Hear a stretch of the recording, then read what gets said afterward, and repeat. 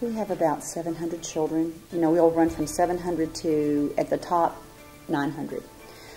We deal with children pre-K through 5th grade. We have about 6 classes per grade level. We run the gamut from brand new teachers, first-year teachers, to teachers that have been in this building for 25, 26 years. Angie was a typical first-year teacher. Last year was her first year. By October, we call it the fall wall, she had experienced a great deal of frustration. They were fighting, nobody got along, they were doing the tantrums, the breaking of the pencils, getting frustrated. You name it, it probably happened in my room. I mean, I was ready to get out of teaching because it was too frustrating. I was like, this is, you know what, I'd much rather be behind a desk. Put me behind a desk where it's just me and this computer and we can be done with it. And she had the foresight and the confidence to come forward and say, I need help. And we decided as a class to sit down and discuss what we should do. So that's how we started this.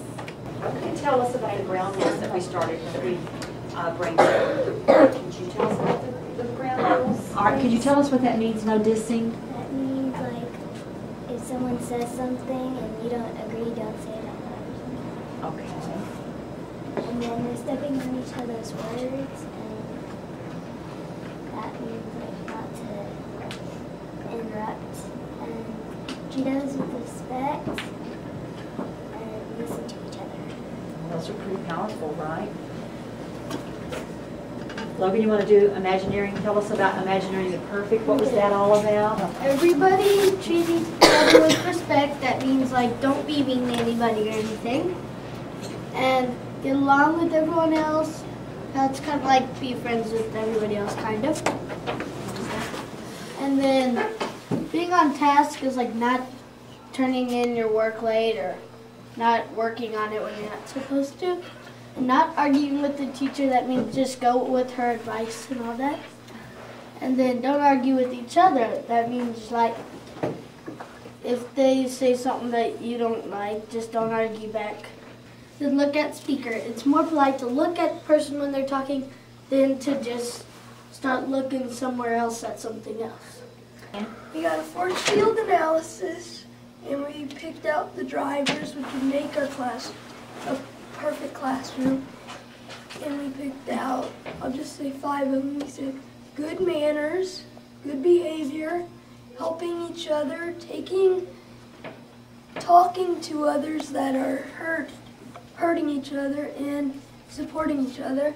And then we did more, but then we went over to the preventers, and we voted on this. And the green is 5 points, and everybody voted.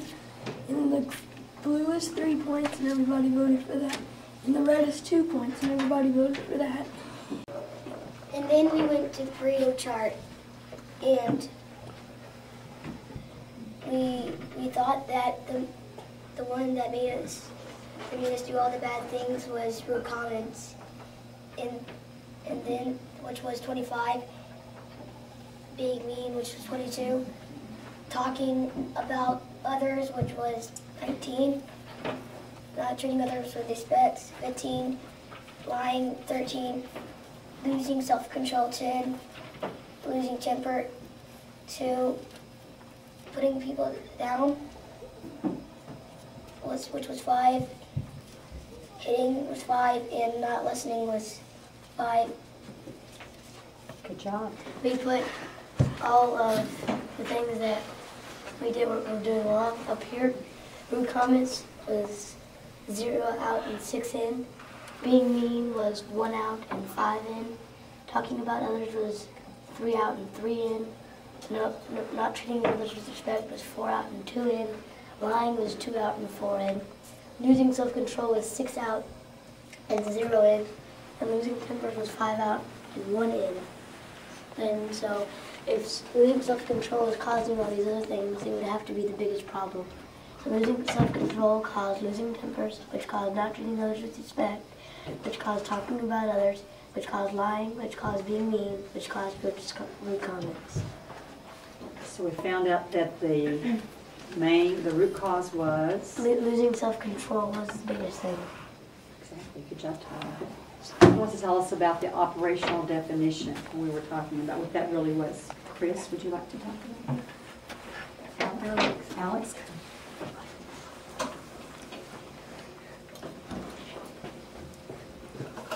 You can just read the definition, Alex. Each of us made like one of what we thought it meant, and then the people that thought of it was anger, we put it on there. How about being mean, we put them all there, and hitting, and losing respect, we put all the little stuff there. The definition for losing self-control is when you get so angry that instead of holding it inside, you express it on other people. When did y'all do the run chart, Mrs. Lane? I think we started it after we figured out that losing our self-control was the core to the problem in the room.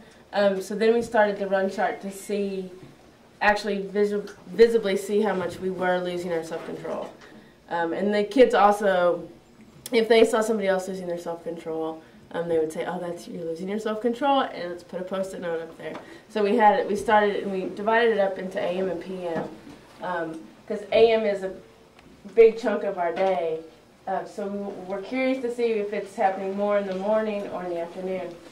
So then we put that little chart up there, and we stick Post-it notes up for every time we lose our self-control. We got the most in AM because we do it after recess, PM, so that's what makes us all wild and hyper. It was before we even started losing self-control. It was blurting out. We had posts about blurting out, and one time we just had really bad behavior, and it went off the chart. Rachel, would you like to go up and tell us a little bit about the force field? This is we did another force field analysis. What drives us to maintain self-control and what prevents us to maintain self-control. Think about what to do next. Walk away. Count back from 10. Talk to yourself and think of something you like. Not much arguing. Not getting enough sleep. Being bossed by others. Not staying on task, students distracting while reading, and someone lies about you. And those are all the presents. Yeah. It's the negative fishbone. It tells us what makes us lose self-control. And one of them is express feelings the wrong way. Getting involved in something that you shouldn't get involved in. Blaming others for what happened to you.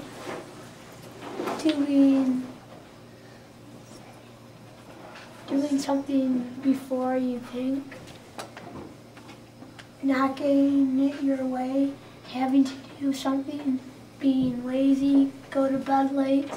Get frustrated, and because you're late for something, it causes losing self-control. This is what helps us maintain self-control. Personal habits, like go to bed early. Knowing yourself or doing something that's not helpful. And Miss Price would help us. Miss Balser could help us. The teachers could help us. Strategies and think before you do. That was the only thing that we can use to maintain our self-control. We voted on which one would help us more, and 11 would be think before you do. 7 would be like teachers to help you, like Miss Balser or the principal or our own teacher, and Miss Balser to help would be 6. And we got 2 for personal habits, 1 for strategies, and 4 for knowing yourself. And we made this chart of the process of making our self-control. Our beginning point was the point where we start losing our self-control, and our ending point, the point where we maintain it again. And how we ended it is our first thing we could do is the class will meet with Miss Balser. Number 2 is the class will meet with Miss Lane and Miss Price in the class meetings. Miss Lane's our teacher and Miss Price is our principal. And number 3 is we will try to think before we do from all the teachers. The fact that we can do activities where we're enjoying ourselves, and the cooperation, the noise level, it's not, I can get up in front of the class and we can do fun things in this room now, like our missions and Rainbow. Let's show them rainbow. Yeah. but it's just the noise level and the cooperation, everybody's getting along and they're looking out for each other. So it's truly, truly different classroom. We were talking all the time and getting mad at each other, mainly. Was your teacher frustrated? Yes, she'd be asking people to go to the nurse every 5 minutes to get pain relievers.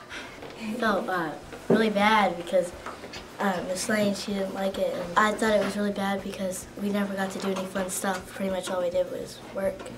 Now we get to do a lot of fun things.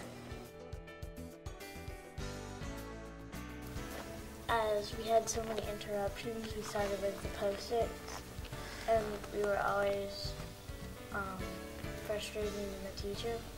So she finally got help from Miss Price, and she brought us this storyboard. So we started keeping track of our Post-its, and every week we do like another thing of the Post-it board. I would say at first we started off with a 45-minute session, Mondays and Wednesdays. And we would go in the morning when they were fresh. Yeah, it depended on what we were doing for Yes. the day too. Because like when we did the interrelationship diagram, which took, that's an extended process. So we didn't drop it. We needed to get through the whole thing before, but that's all we did in that day. And each time we would meet with them, we would go back from the beginning. Why Always are we referring. here? What is this? What are we doing? And then we would have each one of them take turns going through, looking at each piece of the storyboard. We revisited that so many times, and I think that was one of the key ingredients. Well, it was really loud in the beginning of the year, and then at the end of the year it started getting a lot more quieter, which is better. I was very astounded that they realized that they were losing self-control. It was both of us, it was a very... It was an aha moment. And very emotional. Yeah. That we had little fourth graders that were able to say, we are losing self-control. That's why we can't get along. Because after that day that we said losing our self-control was the problem, from that day on, anything that would happen in the classroom, they'd be like, well, do you remember? That's losing your self-control. And it was really, that changed the environment of our classroom. I noticed a huge difference in my teaching because I could get through lessons and we could actually do things as groups. Because before we started doing this, group work was not happening. But all that extra fun stuff, and I actually was enjoying teaching, because they were having fun, they were learning. I was, having fun bringing it into the classroom. So it was fun. And then I was like, okay, maybe I can do this. And think before we do, we usually, if somebody was about to throw a rubber band and paper while somebody was doing a test, think before you do would mean that you should think before you do any of your actions. I learned that when you're noisy, you don't really get stuff done, and when you're quiet, then you can get a lot more schoolwork done, you can learn more. Before we did all this, I was getting in trouble constantly. And after this happened, I only got a few warnings each day. I learned that everybody in the whole class can improve a little. Some people improved their behavior and we got better grades. The biggest lesson for me was to involve the students in a lot of the decisions as far as classroom management because they were involved with this, so they had a piece in it. And I think that really gave them ownership. Biggest advice would be don't be afraid to ask for help. And to try things that you're not comfortable with. I just want to say that last year probably had to be one of the most rewarding experiences I think that we all had, because we really learned how to work together and how to be a community after we realized that everything has a problem and it can be fixed.